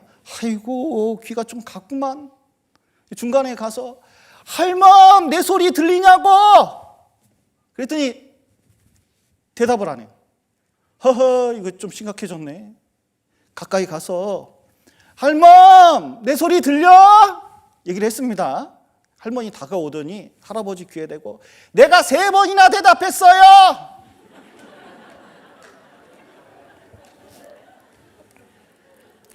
자, 누가 귀가 먹었을까요? 본인은 문제가 없다고 생각하는 거예요. 여러분, 상담을 해보면 진짜 이건 절실하게 전도에는 느껴집니다. 맨 찾아오는 게 다른 사람 문제예요. 본인의 문제인 것 같은데 다른 사람 문제 갖고 옵니다. 딱 와서 남편이 이런 문제가 있어요, 목사님. 남편이 진짜 이렇게 하는데 내가 어떻게 했으면 좋겠어요. 자식이 문제가 있어요, 목사님. 자식이 이렇게 해서 말을 안 들어요. 목사님, 어떻게 했으면 좋겠어요. 찾아와요. 근데 잘 들어보면, 한참 들어봅니다. 저 같으면 상담할 때 이런 경우에는 딱 펜 꺼내가지고 딱 일일이 적습니다. 일일이 적어요. 보통 이런 상담은 어떤 분 같은 경우는 태어날 때부터 얘기해요. 자기 태어날 때부터. 그러면요, 태어나서 현재 문제까지 보통 1시간 걸려요. 그리고 본격적인 문제에 들어가면 또 1시간 걸려요. 여러분, 말씀도 2시간 듣기 힘든데 자기 사연 2시간 듣는 거 쉬운지 아세요? 그런데 이때 전도인 집중력 잃으면 안 되거든요. 얼마나 열심히 들어야 되는지 몰라요. 보통 인내력이 필요한 게 아니에요. 서론, 본론, 결론까지 내가 알아서 추려야 돼요. 막 적어야 돼요. 놀라운 것은 많이 적었는데 없는 게 몇 개 있습니다. 없는 게 몇 개 있어요. 일단 하나님이 별로 없어요. 그리고 십자가의 사랑이 별로 없습니다. 구원받은 기쁨이 있으면 뭔가 처리되는 게 있는데 그게 없어요. 분노뿐이에요. 3번째 없는 게 뭐가 없냐면 자기 잘못이 없어요. 자기 잘못이 없어요. 자식이 굉장히 심각한 문제 있는 집사님이 있습니다. 우리 교회에서 집사님이면 신앙생활 잘한 분이에요. 그런데 주변 사람은 다 알아요. 교회 오면 자식한테 함부로 대하거든요. 말씀 들을 때 잠깐 핸드폰 보면 뒤에 가서 때리거든요. 이렇게. 말씀 중인데 가서 때려요. 이렇게. 아무도 그분한테 그게 뭐라고 얘기를 못 하고 있어요. 그런데 몇 년이 지난 다음에 아이 상태가 너무 심각해졌습니다. 너무 심각해졌어요. 주변에서 형제들이 붙잡아주고 다 하는데, 친분이 있는데 방황하는 것을 말릴 수가 없어요. 늦은 사춘기가 왔는데 대책이 안 서요. 아버지도 강력한 수단을 얼마나 많이 썼는지 몰라요. 해결이 안 돼요. 그 자존심 강한 분이 어느 날 저를 찾아왔습니다. 도와달라고, 상담 좀 해달라고, 그 아이하고. 그런데 저도 주변 사람도 다 알아요. 누가 문제인지 아세요? 누가 문제일까요? 그분이 문제가 있었거든요. 근데 그분은 고칠 생각이, 문제도 모를 뿐만 아니라 고칠 생각도 없어요. 자기는 얼마나 열심히 했는데, 얼마나 잘했는데, 내가 이렇게까지 했는데, 이렇게 생각해요. 해줄 말이 없어요. 해줄 말이 없어요. 남편에 대한 문제도 마찬가지예요. 자매님들 찾아와서 얘기를 하거든요. 그런데 본인이 뭐가 잘못됐는지 모르는 경우가 한둘이 아니에요. 남들은 아는데. 그러니까 무엇이 어디서 잘못됐는지 본인을 살펴볼 수 있는 능력 자체가 없는 거예요. 여러분, 나오미가 엘리멜렉과 함께 이제 그 모압으로 가려고 합니다. 그런데 보니까 갈 수밖에 없어요. 기근이 들었어요. IMF도 이런 IMF, 게다가 IMF에 코로나까지. 그런데 이게 이렇게 그냥 기근 시에 경제적으로 이렇게 궁핍한데, 이렇게 넉넉하게 사는데 자식이 말년과 기련이요. 말년과 기련의 뜻이 뭐냐면 이게 비실비실하다는 거예요. 하람이 이름이 병칠의 비실비실, 뭐 이런 식이에요. 그 이름에서 알 수 있잖아요. 얘네들이 날 때부터 어땠는지. 보통 심각하지 않아요. 여러분, 애가 태어나는데 약해요. 약해도 너무 약해. 그러면은 부모의 근심이 되잖아요. 근데 기근이 드니까 이게 힘든 거예요. 그러면 옆 동네 보니까 좀 살만한 데가 있거든요. 모압이야, 그게. 그러면 가야 됩니까? 지금 버티고 서야 됩니까? 어떤 게 나은 겁니까? 그런데 나오미는 생각했거든요. 잠깐 갔다 오자. 그래도 자식들이 살아야지 이거. 그리고 갔거든요. 갔는데 자기 남편 엘리멜렉이 죽어버렸네. 큰 사건이잖아요. 그럼 그때 무슨 생각해야 돼요?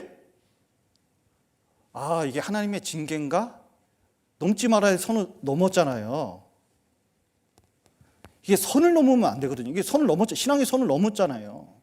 아, 이게 징계인가 생각해야 되는데, 아이고, 뭐 다 징계겠어. 그러다가 뭐냐면, 누구하고 결혼하냐면, 말년과 기론이 모압 여자들하고 결혼했거든요. 그것도 선을 넘었죠. 그 이후에 하나씩 죽네, 아들들이. 보통 힘든 일이 생긴 게 아니에요. 이게 이제 싹 없어진 거예요. 그리고 고향으로 돌아가려고 하는데 며느리들이 쫓아오려고 하는 거예요. 아, 가라. 그런데 나오미가 잘한 게 하나 있습니다. 여기 한번 룻기 1장을 한번 보시죠.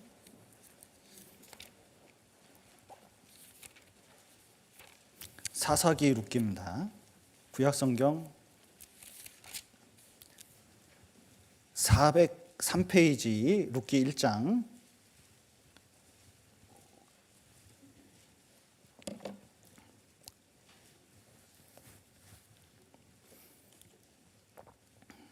1장 20절 1장 20절 제가 읽겠습니다. 나오미가 그들에게 이르되 나를 나오미라 칭하지 말고 마라라 칭하라. 이는 전능자가 나를 심히 괴롭게 하셨음이니라. 내가 풍족하게 나갔더니 여호와께서 나로 비워 돌아오게 하셨느니라. 여호와께서 나를 징벌하셨고 전능자가 나를 괴롭게 하셨거늘 너희가 어찌 나를 나오미라 칭하느뇨 아니라. 예, 여기 보시면 나오미가 좀 착각하고 있는 게 있죠. 하나님이 나오미를 쳤습니까? 하나님이 나오미를 친 게 아니에요. 자기가 고통받는 곳으로 들어간 거지. 안전한 곳에 머물러야지. 휴전선 넘으면, 여러분 여기 있으면 되지, 휴전선 넘으면 그 다음부터 고생길이잖아요. 선 넘은 건 본인이 자신이 했거든요. 그런데 여기서 하나님이라는 단어가 얼마나 많이 나옵니까? 그래도 하나님을 의식하고 있었고, 중요한 것은 하나님께서 이 징계를 통해서 괴롭게 하셨고 돌아간다는 거예요. 여러분, 고향 돌아갈 때 잘 돼서 돌아가고 싶습니까? 쫄딱 망해서 돌아가고 싶습니까? 쫄딱 망해서는 잘 안 돌아가거든요. 동네 사람 다 있는데, 옛날에 게다가 잘 살았는데 세상에 자기 남편의 두 자식까지 다 죽어서 돌아간다면 뭐라 그랬어요? 그런데 어떻게 돌아갑니까? 자존심 때문에. 그런데 나오미는 하나님 보고만 돌아간 거예요. 자기가 어디서 문제 생겼는지 알았거든요. 아무것도 없는 상태에서 돌아가서 하나님 붙잡고 산 거예요. 그런데 룻기 마지막에 어떻게 됩니까? 모든 게 회복됐잖아요. 생각을 잘하면 정말 모든 게 돌아오는 일이 생깁니다. 여러분, 우리 신앙생활 가운데서 어디서 잘못됐는지 아는 게 꼭 필요해요. 잘못된 사람들의 특징이 자기가 뭔가 잘못돼도 괜찮다고 생각하는 게 참 나쁜 생각 중에 하나예요. 그래서 술, 담배 나쁘죠? 하면 안 되잖아요. 화내는 거 나쁩니까? 안 나쁩니까? 비판하는 거 나쁩니까? 안 나쁩니까? 나쁜 거 알면서도 나는 원래 승질머리가 그래. 이게 좋은 게 아니거든요. 그런데 정말 하나님 앞에서 잘못되기 시작한 시점을 잘 보고, 그리고 하나님 사랑을 진짜 무엇 때문에 잃어버렸는지 보고 그것을 찾으려고 노력을 해야 됩니다. 그리고 자기 말투나 생각 속에서 진짜 십자가를 잃어버리는 것을 찾아야 돼요. 여러분 보십시오. 교회 생활 하면서도 여기 한번 보실까요? 에베소서 보시겠습니다. 에베소서 4장 보시죠.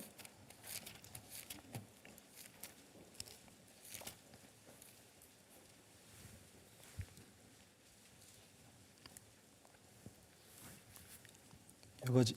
교회의 가장 중요한 7가지 덕목들이 여기 나옵니다. 4장 2절, 모든 겸손과 온유로 하고 오래 참음으로 사랑 가운데서 서로 용납하고 평안에 매는 줄로 성령의 하나 되게 하신 것을 힘써 지키라. 그래서 겸손, 온유, 오래 참음, 사랑, 용납, 평안, 그리고 하나됨. 이게 굉장히 중요한 성품이거든요. 근데 이 성품을 가지려면 가장 중요한 게 뭐죠? 성령의 9가지 열매를 우리가 배우고 있잖아요. 이제 절제 거의 마무리 단계에 있습니다. 9가지 열매가 있습니다. 이 9가지 열매를 이루는데 가장 중요한 게 뭐죠? 우리의 정과 욕심을 십자가에 못 박아버려요. 여기 승질이 올라오렵니다. 승질이 막 올라오려고 그래요. 그러면 이 승질 어떻게 해야 됩니까? 이거 어떻게 해야 됩니까? 한숨 쉬고 어떻게 돼요? 예수님이 화날 일이 얼마나 많았겠어요. 십자가에 박히셔서 얼마나 힘들었겠습니까? 저 같으면 못 빼버렸을 것 같아요, 진짜. 그리고 막 던졌을 것 같아요. 쫙 이렇게 던져가지고. 그런데 여러분 보십시오. 온전히 참으셨죠. 그러니까 그게 얼마나 온유한 거예요. 그러니까 내 속에 십자가 없으면 온유가 안 돼요. 겸손이 됩니까? 십자가를 보면 얼마나 겸손한 거예요. 십자가가 얼마나 큰 사랑의 상징입니까? 내 모든 성품이나 모든 문제는 어디에 걸려야 해결이 되기 시작하면 일단은 내 성질머리를 십자가에 딱 박아버려야 되거든요. 그러면 거기서부터 시작하면요, 자식 문제든 남편 문제든 어떤 문제든 시간 속에서 안 해결되는 게 없어요. 반드시 해결되더라고요. 제가 상상치도 못한 큰 문제들을 교회 안에서 많이 봤거든요. 자매님 한 분이, 형제님 한 분이 진짜 인간의 한계를 넘는 그 인내심을 가지고 참았습니다. 야, 사람 생각하는 것 이상으로 해결이 돼요. 깜짝 놀란 적이 많아요. 아까 그 말한 집사님도 자기 성격을 최근에 십자가에 못 박아버렸대요. 그런데 누가 소식을 전해주더라고요. 그 아들이 드디어 구원을 받았다. 드디어 사람 됐다는 거예요. 중요한 것은 어디서부터 시작하면 자기부터 시작하면 되거든요. 그걸 생각해내야 돼요. 여러분, 교회 생활도 마찬가지입니다. 가정 생활도 마찬가지예요. 여러분, 아내들에게 한 명령이 뭐예요? 남편에게 어떻게 하라고요? 복종, 순종.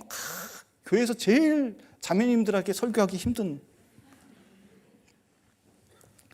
남편들은요, 아내를 어떻게 하라고요? 사랑하라 정도가 아니라 예수님이 십자가에 죽으셔서 교회를 사랑한 것 같이. 그러면 죽도록 사랑하는 얘기잖아요. 남편들이 그게 참 어려워요. 연애할 때는 축구공 따라다니는데 결혼하면 잡아놓은 물고기에 먹이 주는 거 봤냐? 관심이 없어지는 거예요. 그러면 그게 섭섭하잖아요. 그런데 진짜 신앙이 아니면 아내를 그렇도록 사랑하기가 쉽지가 않아요. 진짜 남편 이렇게 보면 조금 뭔가 부족하거든요. 뭔가 잘 몰라. 남편이 상황 돌아가는 걸 잘 몰라요. 그런데도 남편을 존중하고 순종할 수 있는 힘은 십자가밖에 없거든요. 자식을 사랑하는 것도 마찬가지예요. 진짜 저렇게, 이야, 참 어떻게 저런 자식이 나왔을까? 그냥 맨 처음엔 야, 이거 뭐 너무 똑똑해서 아인슈타인 우유를 막 먹이다가 나중에 보면 서울대 갈 것 같아 서울 우유 먹이다가 연세대도 괜찮다 연세 우유 먹이고 나중에 건국 우유 먹이고 결국은 저지방 우유를.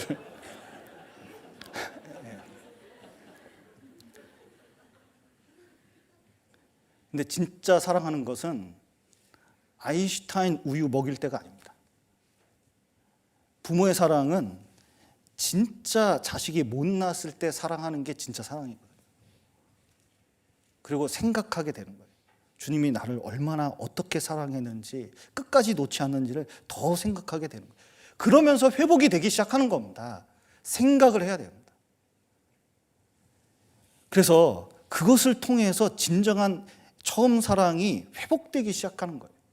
그리고 두 번째 해야 될 일이 요한계시록 보시겠습니다.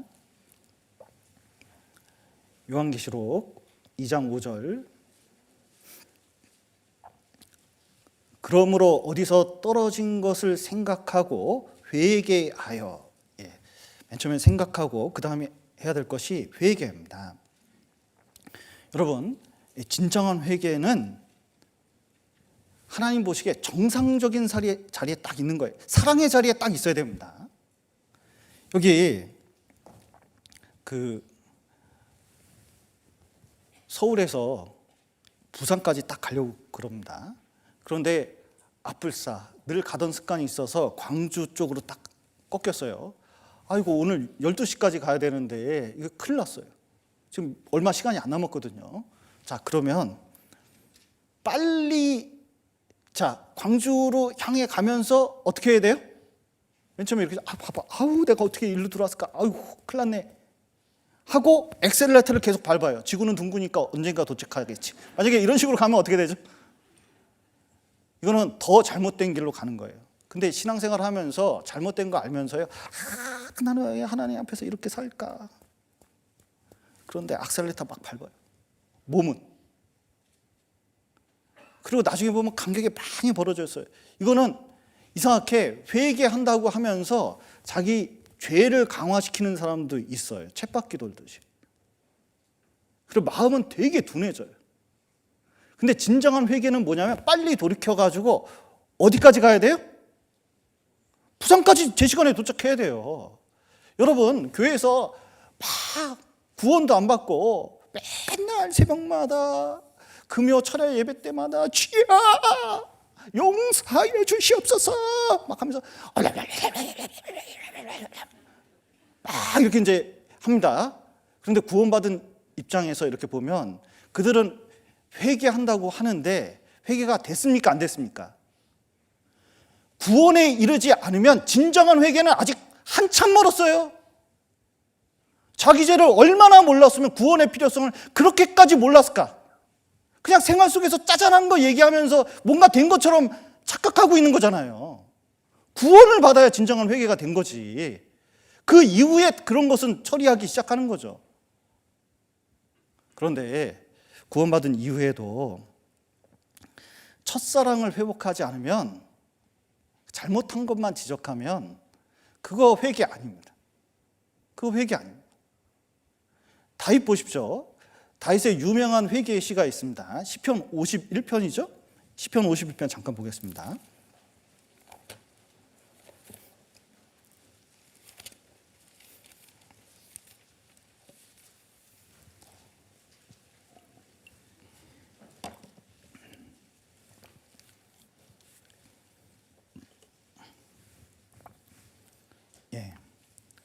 시편 51편 1절 위를 보겠습니다.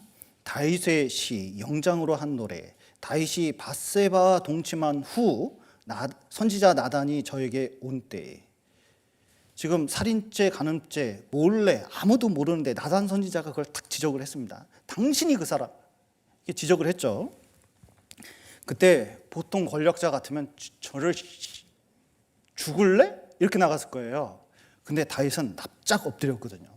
그리고 그때 쓴 시에 진짜 회개했어요. 그래서 유명한 회개의 시가 시편 51편입니다.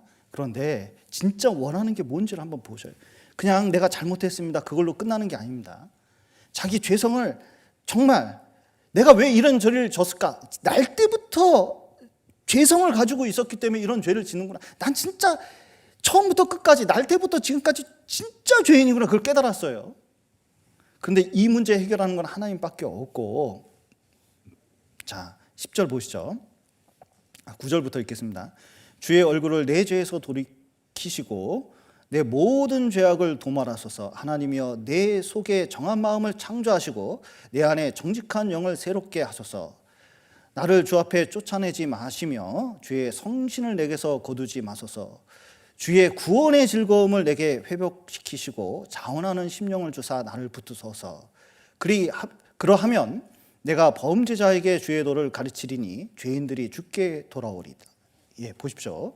12절 13절을 보면 구원의 즐거움을 회복하고 그 구원의 기쁨 때문에 다른 사람에 전도하는 거예요. 첫사람을 회복한 거 아닙니까? 여기까지 이르지 않으면 진정한 회개가 된 게 아니에요. 요한복음 21장에 보면 베드로가 지금 갈릴리 호수에서 기다리라고 했더니 기다리지 않고 물고기 잡으러 갔습니다. 주님께서 야, 그물 던지라 했더니 153마리 잡았거든요. 그 누가 주다 그러니까요, 성급한 베드로 노져서 배로 오는 게 아니라 그 새벽 추운 날씨에 물 탁 들어가서 수영 쳐서 나왔어요. 나와가지고 이렇게 보니까 예수님이 모닥불 피고 있거든요. 그리고 잡아온 생선이 아니라 이미 생선 굽고 계셨어요. 그리고 먹을 거 줬거든요. 그런데 다 보니까 새벽에 모닥불 피고 있는 게 언제적 모습이에요? 자기 예수님 세 번 부인할 때가 똑같거든요. 그때 마지막에 예수님하고 눈동자 부딪혔잖아요. 근데 지금 그 예수님이 저를 보고 있는데 자기가 예수님이라면 어떻게 할까요? 제가 예수님이라면 제자들 모아놓고 얘기할 것 같아요. 엎드려 뻗쳐. 니들이 넌 수제자나 돼가지고 그냥 니네들이 12사도냐? 자, 1회 정신통일, 2회 막 이러면서 10회 실시 막 이런 식으로 시작을 할 것 같아요. 그런데 예수님께서 일단 먹이고 그리고 베드로에게 물어봤습니다. 네가 이 사람들보다 나를 더 사랑하느냐? 내가 나를 사랑하느냐? 내가 나를 사랑하느냐? 3번이나 물으셨거든요. 뭐 물어봤냐면 딴 거 물을 게 하나도 없어요. 그냥 사랑만 물어본 거예요. 사랑만. 왜냐하면 진정한 회복은 3번 부인했는데 그 마음을 회복하는 것은 3번 야단친다고 되는 게 아니에요. 네가 그때 그런 말 했지? 너 반성해? 안 해? 그게 중요한 게 아니라 진짜 그 마음을 회복하는 것은 십자가의 사랑과 주님의 사랑을 깊이 깨닫고 그 사랑 속에서 그게 상처가 나아야 되거든요. 그러면 그 사랑이 딱 들어오면 진짜 정상 상태가 됐잖아요. 그 기쁨이 있잖아요. 그 사랑 가지고 이 세상 버티면서 살아가는 거거든요. 그게 진짜 회개를 한 거예요. 우리 일상 가운데서도 후회는 하지만 진짜 마음이 주님의 사랑을 다시 한번 깨닫는 계기가, 죄를 통해서 아는 계기가 생겨야 되거든요. 가룟 유다 안 돌아왔습니다. 자기가 은 30에 예수님 팔아놓고 후회는 했어요. 아이고 멍청이, 아이고 멍청이, 아유 네가 진짜 잘못했지. 어떻게 그 착한 분을, 아유 내가 잘못했지.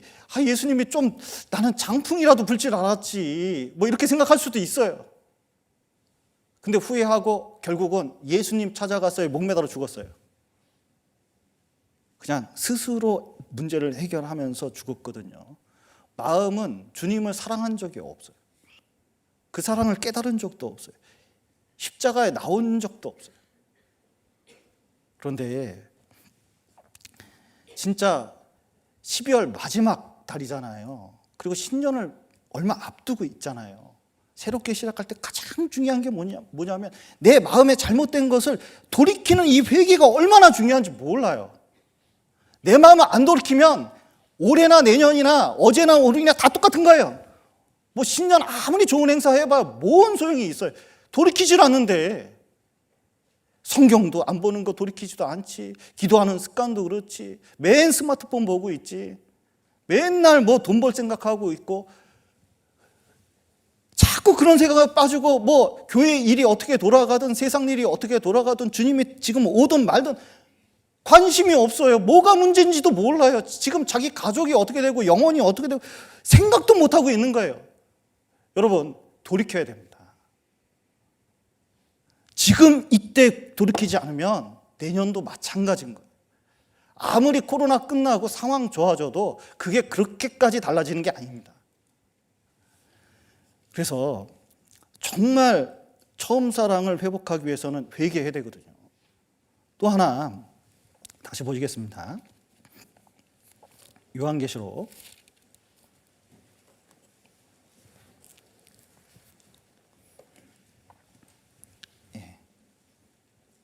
2장 5절 제가 다시 읽겠습니다. 그러므로 어디서 떨어진 것을 생각하고 회개하여 처음 행위를 가지라. 만일 그리하지 아니하고 회개치 아니하면 내가 내게 임하여 내 촛대를 그 자리에서 옮기리라. 예. 또 처음 사랑을 갖는 가장 좋은 방법은 처음 행위를 갖는 겁니다. 여러분 회개에 합당한 열매를 맺어야 되죠. 행위를 가져야 됩니다. 우리나라 사람은 참 이중적인 태도가 있는데 잘못된 행동을 해놓고 교회 안에서도 잘못된 일이 생기면 사과를 하거나 미안하다고 해야 되는데 내 마음은 그렇지 않아. 내가 자매 얼마나 사랑하는지 알잖아. 뭐 이렇게 하는 경우가 있어요. 그런데 결과로 나온 게 속에 있는 게 나오는 경우가 속에 있는 게 나온다고 예수님도 말씀하셨어요. 스스로 속이는 겁니다. 어떻게 보면. 깊이 생각지 않아서 그런 말을 함부로 하는 거예요. 그건 변명이라고 할 수도 없어요. 여러분, 진짜 사랑이 있으면 행위로 나오는 겁니다. 그런데 마음이 안 따라도 행위를 하면 마음이 나중에 따라오게 돼 있어요. 어떤 분은 그거 위선 아니냐 그러는데 아닙니다. 인간이 원래 이중적인 마음을 가지고 있기 때문에 행동을 하는 쪽으로 마음이 따라오게 돼 있어요. 그건 여러 가지 실험으로 증명되는 일 중에 하나입니다. 그래서 우리는 위선적인 게 아니라 오히려 마음은 안 되는데 남편을 사랑하고 자식을 사랑하고 또 형제 자매를 사랑하는 것은 믿음으로 하는 거예요. 믿음은 행동입니다. 그래서 먼저 누구한테 어떤 이렇게 친해지기 힘들고 좀 하기 힘든 그 일들이 있잖아요. 말이나 행동 같은 게 있잖아요. 그런데 자꾸 내 마음이 좀 돌이켜지면 하겠다. 내 마음이 생기면 교제 나가겠다. 자, 그러면 교제 나가집니까? 마음이 생기지 않도록 마귀가 역사할까요? 마귀는 다 알아요. 마음 안 생기게 하는 데는 마귀는 기가 막힙니다. 운동 있잖아요, 운동. 자, 새해부터 운동하실 거죠? 다이어트 하실 거죠? 예, 한 3kg는 최소한 빼겠다. 그런 결심을 다 하셨죠? 예. 그런데 운동을 느낌 날 때 운동을 해야 됩니까? 운동하면서 마음을 잡아야 됩니까? 운동을 하면서 잡아야 되거든요. 그러면 나중에 보면 마음도 생겨요. 점점 좋은 게 생깁니다. 그런데 인간관계도 마찬가지예요. 어떤 목사님이 계셨는데 그 자매님이 와서 시어머니하고 살고 있는 그 며느리가 와가지고 죽겠다는 거예요. 한 집에서 시어머니하고 진짜 같이 살 수가 없다는 거예요. 근데 분가할 수 있는 형편도 안 돼요. 죽겠다는 거예요. 그럼 어떻게 했으면 좋겠냐. 그래서 막 용서해라 좋은 말씀 다 갖다 대도 들을 생각도 안 해요. 시어머니 죽었으면 좋겠다만 계속 얘기하니까 목사님이 내가 우리 집안 대대로 내려오는 비밀이 있는데 자매님만 좀 와서 사람을 쥐도 새도 모르게 죽이는 방법이 있다는 거예요. 무슨 방법이요? 시어머니를 죽이는 방법인데 이 시어머니가 좋아하는 달걀 반숙 이거를 기가 막히게 반숙을 만들어서 하루에 3알씩만 100일만 먹이라는 거예요. 그러면은 그 노린자에 독성이 있어가지고 100일 때 탁 죽어버린다고. 그러니까 하루에 3개씩만 딱 그냥 기가 막히게 만들어 주라고. 그래요? 그러더니 가서 그 다음 날부터 상냥하게 하면서 그전에는 이게 뾰루통했는데 상냥하게 하면서 계란 먹게 해야 되니까 이제 기가 막히게 삶아가지고 좋은 달걀에 기가 막히게 삶아가지고 소금 해가지고 어머니 드세요 했습니다. 그랬더니 자기가 좋아하는 반숙인데 기가 막히게 잘했거든요. 하루에 3개씩 쫙쫙 드셨어요. 근데 한 달 되니까 살이 오르셔. 근데 살만 오른 게 아니라 우리 며느리가 달라졌어요. 그런 얘기를 하시네. 그게 2달 지나니까요. 동네에 우리 며느리 같은 며느리가 없다고 막 이제 소문을 내셔요. 3달 딱 지나가 보니까요. 알고 보니까 우리 시어머니 괜찮은 분이에요. 왜냐면 자꾸 용돈도 주고 그러시거든. 용돈 자기한테 주고 너 요즘 없니 하면서 막 이렇게 챙겨주는데 알고 보니까 이 시어머님이 되게 괜찮은 분이에요. 근데 10일 남았어요. 주던 달걀을 끊을 수도 없고 이거 큰일 났네 이거. 이게 안달복달이 난 거. 이거 우리 시어머니 알고 보니까 괜찮은 분인데 돌아가시게 생겼다고.